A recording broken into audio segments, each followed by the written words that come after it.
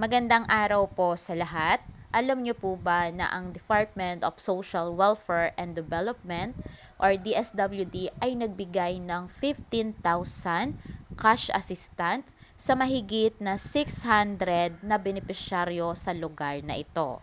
Ang Department of Social Welfare and Development or DSWD Field Office 11 sa pamamagitan ng Sustainable Livelihood Program or SLP ay nagsagawa ng Seed Capital Fund payout nito lang nakaraang Pebrero 22 sa Manay, Davao Oriental.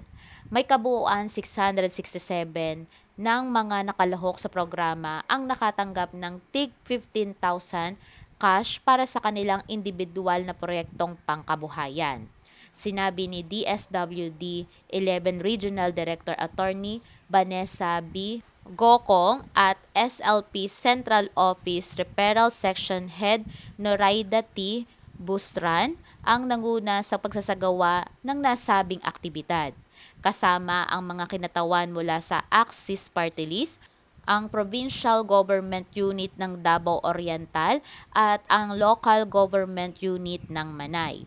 Ang SLP ay naglalayo na mapabuti ang mga ekonomiyang kagalingan ng mga mahihina, marginalized at disadvantaged ng mga individual at pamilya sa mga komunidad sa pamamagitan ng pagpapakilos at pagbibigay kapangyarihan sa kanila sa suporta ng mga local government units at iba pang ahensya ng gobyerno.